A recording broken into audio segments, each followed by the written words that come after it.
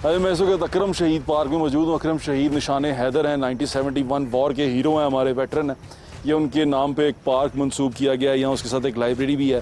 लेकिन जिस तरह मुझे दूसरे मॉन्यूमेंट्स पे जाके शर्मिंदगी होती है ना खुद से, मैं यहाँ पर आके भी शर्मिंदा हूँ। यहाँ पर हमारी नौजवान नस्ल यहाँ पर टिकटॉक बनाती है, उनको पता ही नहीं है कि अकरम शहीद कौन था, वो किस तरह बहादुरी से लड़ा था, उसको निशान हैदर क्यों मिला था, वो कौन हीरो था, वो क्या सपूत था इस धरती का, उनको अंदाज़े नहीं। और इस पार्क की हालत जो सी है वो इतनी ख़राब है कि मैं आपको बता नहीं सकता। इसके पीछे घास लंबा चौड़ा उगा हुआ है, तो इस तरह खाना पूरी करते हैं। हमारे टीएमए वाले साहब हैं, वहाँ लाइब्रेरी है, उनसे बात करते हैं, उनसे पूछते हैं कि ये क्या माजरा क्या है यहाँ पे। आ जाए।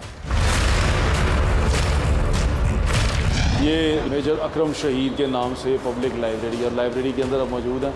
पढ़ने लिखने वाले लोग मेरे ख्याल से नहीं आते यहाँ पे, इसलिए कुर्सियाँ जो उनसी हैं पुरानी हैं और गल गई हुई हैं। शायद जेलम के लोगों को पढ़ने का शौक़ नहीं रहा, या इन्होंने लाइब्रेरी उनके लिए खोली नहीं है। आफ्ताब साहब, आप टीएमए के मुलाजिम हैं? जी जी जी। आफ्ताब साहब, ये पब्लिक लाइब्रेरी है? जी जी पब्लिक लाइब्रेरी। लेकिन पब्लिक यहाँ क्यों नहीं आती आफ्ताब साहब? असल पब्लिक मेरे ख्याल में इसको ना लोगों में अब लाइब्रेरियों का रुझान ही नहीं है। आफ्ताब साहब, दो मेरी शिकायतें हैं आपसे। एक तो ये पार्क के अंदर घास उगा हुआ है बहुत सारा, ये क्या वजह है? असल में इसकी वजह ये एक दो स्टाफ बहुत कम है हमारा। ठीक है, पूरे शहर में भी उन्होंने काम करना होता है। दूसरा मैं आपसे सवाल पूछना चाहता हूँ, यहाँ टिकटॉक भी बनता है और दूसरा यहाँ पर शादी के शूट भी हो रहे हैं। ये तो मेमोरियल है शहीद का, तो ये क्या हो रहा है? ये तो मेरे ख्याल में आज ही कोई आया, वैसे इससे पहले कभी कोई टिकटॉक वाला नहीं आया। तो दूसरा ये कि इसमें कोई ऐसा इशू क्योंकि ये तो शहीद की मॉन्यूमेंट की तौहीन है। नहीं, यादगार पे कोई ऐसा कोई गलत काम तो नहीं ना हो रहा ना? नहीं ना हो रहा हो, लेकिन शादी का शूट और ये तो ये भी नहीं होना चाहिए क्या? शादी का शूट तो मैंने देखा नहीं अभी। वो देखें, वो हो रहा है। अरे वो हो रहा है, लेकिन ये कि ये फर्स्ट टाइम मैंने अभी आज देख रहा हूँ। सालिम लोग हैं ये आफ्ताब साहब। हाँ जी। दूसरी ये बात बताएं कि अब आप टीएमए में भी हैं, ये आपका पार्क है, वो डंपिंग ग्राउंड है, ये क्या रोल है आफ्ताब साहब? ये तो देखे जी, मैं तो असल में वहाँ से हूँ ना, पेरिस से। नहीं ठीक है, ये म्यूनिसिपल प्लानिंग शहबाज शरीफ के पेरिस से। मैं आपकी बात दुरुस्त है। असल में डंपिंग पॉइंट हमारे पास तो देखें जगह है ही नहीं है कोई साइड के जहाँ पे कोई गंदगी कहीं दूर फेंके। शहीद के पार्क के बाद ये खत्म हो रहा है। ये भी पिछले डी साहब ने बल्कि स्पेशली ऑर्डर किया था कि इसको खत्म करें। फिर आपकी टीएमए के दफ्तर के बाहर डंपिंग ग्राउंड नहीं, टीएमए के बाहर तो नहीं है, दीवार के साथ साथ तहसील ऑफिस के बाहर। हाँ, तहसील ऑफिस के बाद, वो उधर तहसील ऑफिस के बाद वो देखें। अब ये कि छोटी छोटी गलियां हैं महलों के ऊपर, और तो वो कहीं गंदी लेके जा नहीं सकते ना।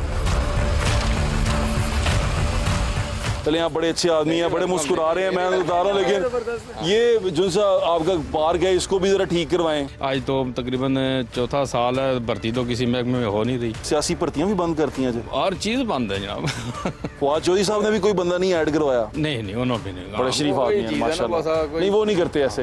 अब ये 3-4 चीज़ें आपने मुझे बता दी हैं, क्लियर कर दी हैं। बेग साहब मेरे गाइड हैं यहाँ पे। बेग साहब हमारे आए, बेग साहब हमें और शहर दिखाएं। बेग साहब, ये तो कमाल ही हो गया शहर के अंदर। मुझे वैसे मैंने सोचा था फवाद चौधरी बार बार कहता ना, मैं जेलम निकाल लाऊंगा, सारा जेलम इमरान खान के पीछे निकल आएगा, लेकिन तरक्की तो जेलम में कुछ भी नहीं। असल में मेगा प्रोजेक्ट फवाद चौधरी साहब ने अभी तक 2 ही मुकम्मल की हैं, बल्कि शुरू की हैं। नहर वाला है, हाँ, नहर जो नहीं लेके आ रहे हैं। हाँ जी, और दूसरा जो है वो लीला जेलम ड्यूल कैरेज वे है। अच्छा। 2 प्रोजेक्ट के अलावा इन्होंने अपने हल्के में जो है ना वो गलियां बनाई हैं। अच्छा। छोटे लिंक रोड्स बनाए हैं। अच्छा। लेकिन पिछले दिनों में एक लिंक रोड ऐसा बनाया है, जब ये परवेज लाई की हुकूमत आई है ना, उससे अगले दिन या उसी दिन रात को इन्होंने इफ्तिताह किया, सुबह बारिश हुई है, वो सड़क बैठ गई। मुझे दिखा सकते हैं कि वो पिंड दादन खान में जाना पड़ेगा? चलिए इंशाल्लाह वहाँ पर भी मैं आपको लेके जाऊंगा। बैठ गई, लेकिन इसमें अगर कहना तो फवाद चौधरी का कसूर है या ये ठेकेदार की नेग्लिजेंसी है। फवाद चौधरी को पूछे, ठेकेदार को हमने कुछ कह लेते हैं, लेकिन ठेकेदार को कौन देता है ये चीजें? कमीशन भी तो लेते हैं ना बेग साहब। ये कमीशन के बगैर तो ये काम नहीं चलता ना। अच्छा, अभी ऐसा एकदम पार्क से निकल के हम जंगल में आ गए हैं। पीछे मुड़े, इधर मुड़े ना, जरा कैमरा मोड़े, वो जंगल शुरू। अभी इन हालात में कौन यहाँ पर आके बैठेगा? ठेकेदारों की हत्या चढ़े हुए हम। मैं उनको ये बताना चाहता हूँ कि आपने अगले 5-7 साल भी ऐसे रोते हुए गुजारने हैं। ये जेलम शहर था जो आज आपको दिखाया, और कोशिशें की कि शहर की जितनी भी जो शहर को शहर साबित करती हैं चीज़ें, वो आपको दिखाई जाएँ। शहरी सहूलतें जो शहर में लोगों को मिलती हैं, वो आपको दिखाई जाएँ। शहर के फर्जंद बहुत सारे हैं, शहर को क्लेम करने वाले बहुत सारे हैं, लेकिन शहर के लिए काम करने वाले लोग बड़े कम हैं। जो लोगों में, ताजरों में, जो सुबह आपको दिखाया शुरू में, जो ताजरों में गम गुस्सा था, वो भी आपने देख लिया।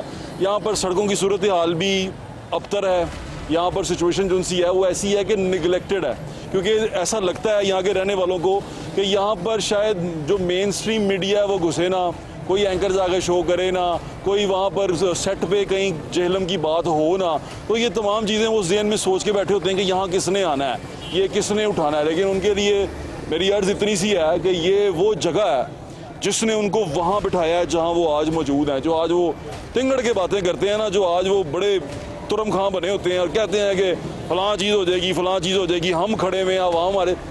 आप अपनी क्रेडिबिलिटी देखें क्या है, और आप ये देखें कि शहर के अंदर लोग आपके बारे में क्या कहते हैं, और आप ये देखें कि आपने शहर की खिदमत क्या की है। नेशनल असम्बली का हल्का जब आप एक सीट लेके बैठते हैं तो वो सीट आपकी नहीं होती, आपके लीडर की नहीं होती, वो सीट उस 8 लाख के हल्के की होती है। जो नेशनल असम्बली का तकरीबन 8 लाख का हल्का बनता है, ये उन लोगों की सीट होती है, ये उनकी अमानत होती है। जैसे आप दुत्कार देते हैं अपने लीडर के कहने पर, मैं ठुड्डा मारता हूँ जी सीट को, वो सीट को नहीं ठुड्डा मारते, वो आप अपने हल्के के लोगों को ठुड्डा मारते हैं, उन लोगों के हकूक़ पर ठुड्डा मारते हैं। उन लोगों के हकूक़ का एहतराम करना सीखें। उन्हीं लोगों के हकूक़ की अलमबरदारी करने के लिए आपको ऐवान में भेजा गया, आपको इज्जत दी गई। आपके सिर पे जो पग है ना इस वक्त, जो आप सिर पे पहनी फिरते हैं, वो उन 8 लाख लोगों की है, और आपके हल्के के अंदर जो लोग मौजूद हैं उनकी इज्जत की पग है आपके सिर पे, और उसका एहतराम करें। मेरी दरख्वास्त आप सब लोगों से यही है, जितने भी नुमाइंदे हैं वो अपनी उस पग का एहतराम करें, अपने लोगों का, उनके हकूक़ का एहतराम करें। अगर वो उनको लोगों को जिता के सीट दे के इलेक्शन जिता के भेज दिया जाता है ऐवान के अंदर,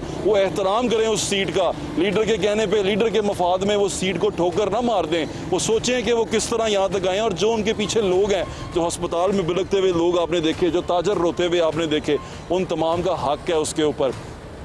ये पार्क की कहानी भी हमारे मुल्क की कहानी की तरह है। जब कोई इवेंट आता है, झंडे लेके, नारे लेके निकल पड़ते हैं हम जोशो खरोश के साथ, लेकिन जब काम करने का वक्त आता है तो हर कोई दौड़ता है, कोई इस गली में घुसता है, कोई उस गली में घुसता है। अपनी जिम्मेदारियां समझें, यही आज़ादी है। असल में अपने आप को अपने नफ्स से आज़ाद करें। आपका नफ्स जो है ना हड्डर आम हो गया हुआ है।